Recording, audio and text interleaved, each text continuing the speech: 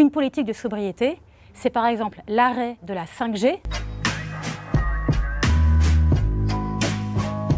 Depuis qu'Emmanuel Macron, les patrons d'EDF et de Total en parlent, la sobriété semble être devenue un repoussoir pour la gauche. Il ne faut pas confondre austérité et sobriété. Alors, l'austérité, c'est la réduction contrainte des politiques publiques et l'affaiblissement des politiques sociales.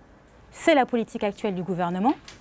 La sobriété, c'est la réorganisation de l'économie pour éviter l'écocide et atténuer le changement climatique. C'est aussi l'occasion de mieux répartir les richesses entre les personnes. Une politique de sobriété, c'est par exemple la gratuité des transports publics qui permet à la fois de libérer les gens de leur voiture et de réduire les inégalités face au prix des billets de train. Une politique de sobriété, c'est par exemple la réduction du temps de travail et un revenu garanti qui permet de réduire les trajets entre domicile et lieu de travail, mais qui permet aussi de libérer les travailleurs des bullshit jobs, ces emplois inutiles qui créent dépression et oppression.